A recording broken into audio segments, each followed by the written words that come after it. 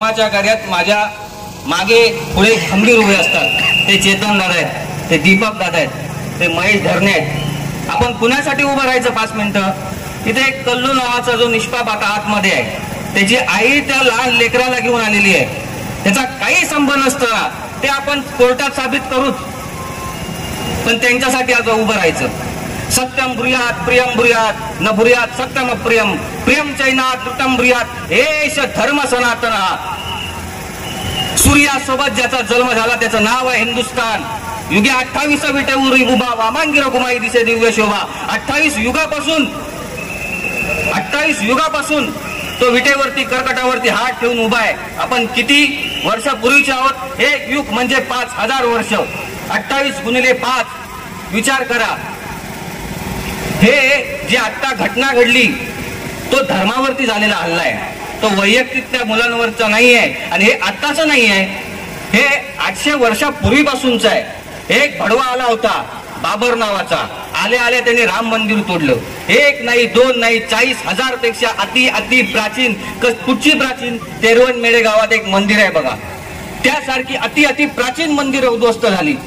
असं असताना ते गोरक्षण करत होते ना. गोरक्षणचं महत्व हे जे त्यांनी केलंय ना, यांच्या येणाऱ्या पिढ्यांना इतकं पुण्य मिळणार आहे. हे एक त्या 5-10 मिनिटं केलेलं आपण काम आहे. ते रामायण आणि महाभारतून सांगितलं पाहिजे. एक गाईचा प्राण आपण वाचवला, आपल्या 10,000 पिढ्या, त्या पिढ्यांना पुण्य लाभणार. इतकं पुण्याचं काम आहे एक गाईला वाचवणं. म्हणजे आपल्या गाईचं महत्व नाही, आपल्या आईचंच महत्व आपल्याला कळालं नाहीये. आपण म्हणतो मला देवावर विश्वास नाही. देवावर विश्वास, आपण देवाच्याच पोटी जन्माला आलोय. आपले आई वडील हे आपले क्रमांक 1 चे देव आहेत.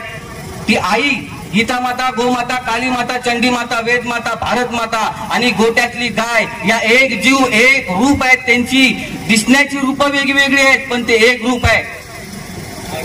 जिजामातेनी भगवंताकडे पुत्र मागितला. कशासाठी मागितला? तो काय फक्त 9 महिने 9 दिवसांनी आलेला नाहीये, तो मागून घेतलेला पुत्र आहे. की भगवंत असा एक पुत्र माझ्या पोटी घाल, शेजारच्या घरात नाही, माझ्या पोटी जन्माला घाल, जो हिंदूंचं हिंदवी स्वराज्य निर्माण करेल. मधु मानवी पशु पाशवी हिंदू हिंदवी सर्व धर्म स्वभावाचं, गांडूंचं हिंदुत्व नाही, हिंदूंचं हिंदवी स्वराज्य निर्माण करणारा पुत्र माझ्या पोटी जन्माला घाल. यदा यदा ही धर्मस्य. भगवान श्रीकृष्ण म्हणतात की ज्या ज्यावेळी धर्माला ग्लानी येते त्यावेळी मी स्वतः जन्म घेतो. आणि तो भगवान श्रीकृष्ण, भगवान श्रीराम यांनी जिजामातेच्या पोटी जन्म घेतला. कशासाठी पुत्र मागितला? गो मातेचं रक्षण करण्यासाठी. इथे गोव्यातले सर आलेले आहेत. आपण काय लायकीचे आहोत ना, ते गोव्यातल्या एका पुस्तकातून कळतं. द गोवा इक्विजेशन. गोव्यातल्या नाही, दोडामार्ग मधल्या सुद्धा, विशेषतः दोडामार्गातल्या हिंदूंनी ते वाचलं पाहिजे. The Goa inquisition. Anant Kakba Priolkar, A.K. Priolkar यांनी लिहिलेले आहेत की त्या काळात हिंदूंवरती कसे अत्याचार व्हायचे.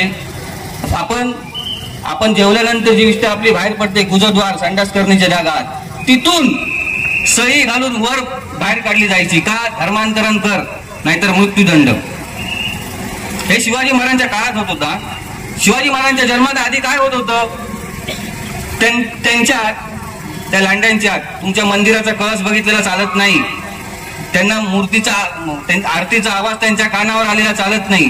तो भडवा अफजल खान प्रतापगडच्या पायथ्याशी येईपर्यंत प्रत्येक मिळालेली गावातली मंदिरं उद्ध्वस्त करत होता. कशी? पहिल्यांदा कळस तोडायचा, नंतर गाभाऱ्यातली मूर्ती फोडायचा. इतकंच नाही तर त्या गाभाऱ्यात नेऊन गायची मान कापायचा.